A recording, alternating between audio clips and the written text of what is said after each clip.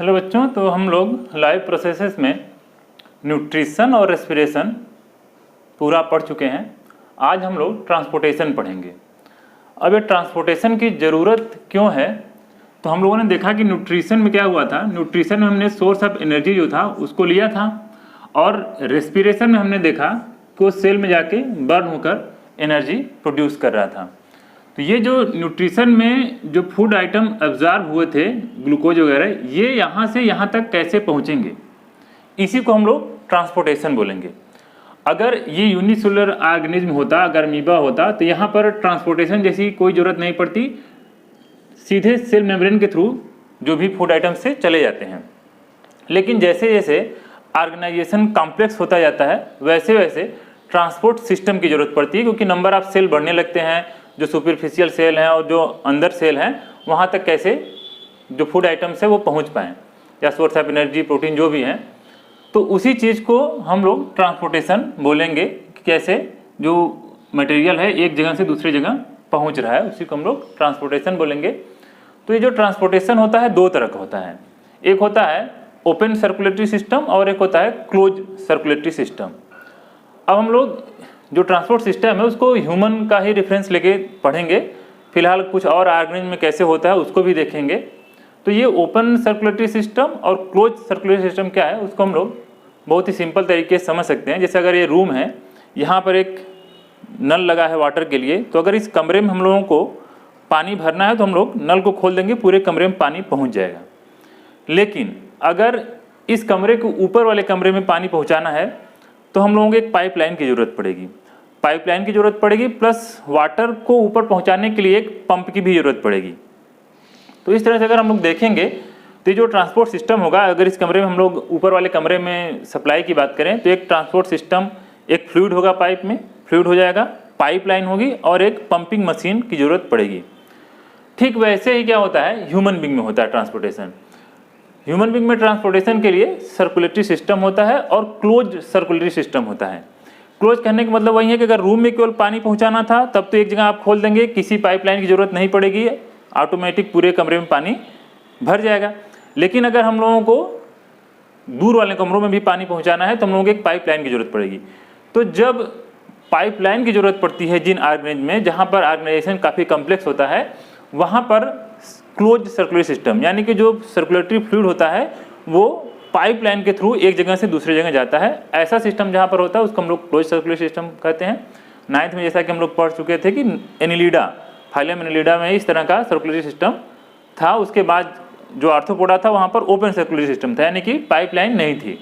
फिर आर्थ्रोपोडा के बाद जितने भी फाइलम आ रहे थे वहाँ हर जगह पर क्लोज सर्कुलेटरी सिस्टम हो रहा था, यानी कि जो भी सर्कुलेटरी फ्लूइड था जिसके के थ्रू मटेरियल का पूरे बॉडी में सर्कुलेशन होना है तो पाइपलाइन की ज़रूरत पड़ती थी। तो ह्यूमन में भी क्या है, ह्यूमन में भी क्लोज सर्कुलेटरी सिस्टम है, काफ़ी कॉम्प्लेक्स ऑर्गेनाइजेशन है।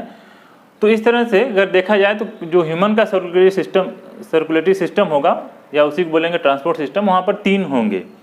एक तो सर्कुलेटरी फ्लूइड है जिसके के थ्रू मटेरियल यहाँ वहाँ जाएंगे।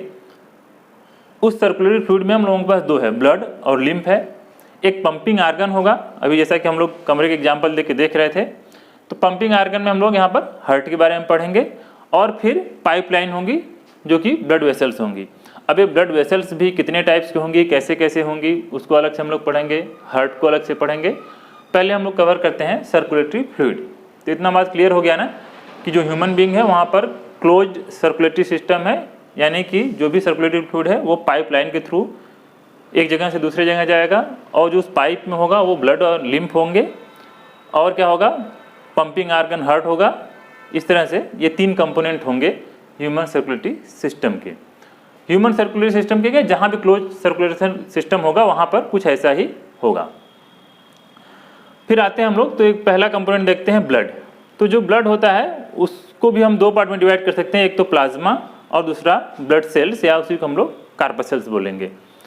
जो प्लाज्मा है वो नियर अबाउट 55% होता है, और इस 55% जो है उसमें भी 92% वाटर होता है। वाटर जो है उसमें बहुत सारी चीज़ें डिजॉल्व होती हैं जो एक जगह से दूसरे जगह तक जाती हैं। तो उसमें जैसे CO2 डिजॉल्व रहती है, हार्मोन्स रहते हैं, एंटीबॉडी रहते हैं, प्लाज्मा प्रोटीन्स रहती हैं।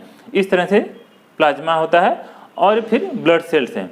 तो ब्लड सेल्स को हम लोग थोड़ा सा और डिटेल में देख लेते हैं अलग से कि ब्लड सेल कैसे, हालांकि इसको हम लोग 9th में भी पढ़ चुके हैं। तो अगर हम लोग ब्लड सेल्स की बात करें तो कुल 3 तरह की सेल्स दिख रही हैं। एक आरबीसी है, रेड ब्लड कॉर्पसेल्स, डब्ल्यूबीसी है, व्हाइट ब्लड कॉर्पसेल्स, और प्लेटलेट्स हैं। वैसे जो प्लेटलेट्स होती हैं आरबीसी के ही फ्रेगमेंट्स होते हैं, फिर भी हम लोग एज ए सेल ही इसको पढ़ेंगे। जो डब्ल्यूबीसी है उनको हम लोग ल्यूकोसाइट्स भी बोलते हैं, जो प्लेटलेट्स हैं उनको हम लोग थ्रोम्बोसाइट भी बोलते हैं, और जो आरबीसी है उनको हम लोग इरिथ्रोसाइट भी बोलते हैं। इनके सबके अपने अपने अलग अलग फंक्शन है। जैसा कि हम लोग रेस्पिरेशन में ही पढ़ चुके थे कि जो ऑक्सीजन होता है, तो ऑक्सीजन को जो ट्रांसपोर्ट होता है वो आरबीसी के थ्रू होता है, क्योंकि आरबीसी जो होती है उसमें हीमोग्लोबिन होता है, एक पिगमेंट है, और जो ऑक्सीजन के साथ बाइंड कर उसको एक जगह से दूसरे जगह पहुंचाता है। जो हीमोग्लोबिन का अमाउंट होता है वो करीब 12 से 13 mg पर DL होता है। लाइफ स्पान इसका 120 डे होता है, और इसका जो काउंट होता है 4.5 to 5 मिलियन होता है पर ml। तो इस तरह से आरबीसी का फंक्शन, इसका मेनली फंक्शन वही ऑक्सीजन को कैरी करना होता है। जो डब्ल्यूबीसी हैं या ल्यूकोसाइट्स हैं, ये इम्यून सिस्टम में पार्टिसिपेट करती हैं, और इनका लाइफ स्पान जो 4 से 5 डे होता है, यानी कि जल्दी ही डेड कर जाती हैं, फिर नई बनती रहती हैं। आरबीसी भी वैसे ही है, इनका भी कुछ लाइफ स्पान जैसे 120 उसके बाद नई बनती रहती हैं। इनका फॉर्मेशन बोन मैरो में ही होता है। फिर ये जो डब्ल्यूबीसी इम्यून सिस्टम में कैसे पार्टिसिपेट करती हैं, तो जो भी पैथोजन या माइक्रो ऑर्गेनिज्म, चाहे वायरस, बैक्टीरिया जो भी है, जो अगर वो एंटीजन के रूप में हमारी बॉडी में आता है, तो ये जो डब्ल्यूबीसी होती हैं या तो उसको इंगल्फ कर देती हैं या फिर एंटीबॉडी बनाकर उसको किल करती हैं। तो 2 तरीके होते हैं, दे आर आइदर फैगोसाइटिक और प्रोड्यूस एंटीबॉडीज़। 2 तरीके से उसको किल करती हैं। अगर डब्ल्यूबीसी में भी देखा जाए तो डब्ल्यूबीसी में भी कुछ ग्रेनुलोसाइट्स होती हैं और एग्रेनुलोसाइट। ग्रेनुलोसाइट में सेल में ग्रेनुल्स होते हैं, इसलिए उनको ग्रेनुलोसाइट बोला जाता है। इसमें भी कैटेगरी हैं, बेसोफिल, यूसिनोफिल, न्यूट्रोफिल, सबके अपने अपने अलग अलग फंक्शन हैं, काम करने का तरीका सबका है इम्यून सिस्टम में। एग्रेनुलोसाइट है में मोनोसाइट हैं जो मेनली फैगोसाइटिक होती हैं। लिम्फोसाइट में भी अगर हम लोग देखेंगे, जो एग्रेनुलोसाइट में लिम्फोसाइट, इसमें भी टी लिम्फोसाइट, बी लिम्फोसाइट होती हैं। टी लिम्फोसाइट में भी कुछ मेमोरी सेल होती हैं जिसके बेसिस पर वैक्सीनेशन होता है। तो इस तरह से ये डब्ल्यूबीसी हैं, आरबीसी हैं। जो प्लेटलेट्स होती हैं वो ब्लड क्लॉटिंग में हेल्प करती हैं, क्योंकि हम लोग देख रहे हैं कि जो क्लोज सर्कुलेटरी सिस्टम है वहाँ पर जो फ्लो हो रहा है ये ब्लड वेसल्स के थ्रू हो रहा है, पाइपलाइन है। तो अगर कहीं पर पाइपलाइन है, सपोज दैट अगर वाटर की सप्लाई है, अगर इसमें लीक हो जाए तो प्रेशर बहुत कम हो जाएगा, और जो फ्लूइड है वो जहाँ पहुँचना है वहाँ पहुँचने में दिक्कत होगी। तो यही होता है। अगर ये प्लेटलेट्स हैं, प्लेटलेट्स क्या करती हैं, ये जो ब्लड वेसल्स हमारे बॉडी में है बार बार ऐसे उसमें लीकेज होते रहते हैं, तो उस लीकेज को ये क्लोज करती रहती हैं, जैसे कि जो जिस प्रेशर के थ्रू ब्लड का फ्लो हो रहा है वो प्रेशर बना रहा है। वैसे भी अगर कभी चोट या कट्स हो जाने पर भी ब्लड क्लॉटिंग की जरूरत पड़ती है, वहाँ पर भी ये हेल्प करती हैं। तो इस तरह से हम लोगों का ये जो ट्रांसपोर्ट सिस्टम हम लोग शुरू किए थे, इसमें 3 पार्ट थे। सर्कुलेटरी फ्लूइड्स था, पंपिंग आर्गन यानी कि हार्ट था, और ब्लड वेसल्स थी। तो उसमें हम लोगों ने जो सर्कुलेटरी फ्लूइड्स था उसमें हम लोग ब्लड को कंप्लीट कर चुके हैं। लिम्फ रहेगा, हम लोग उसको नेक्स्ट क्लास में देखेंगे। आप अगर इसको समझ सकते हैं तो ये बहुत ही अच्छे सब समझ में आ जाएगा, फ्लो चार्ट के रूप में है।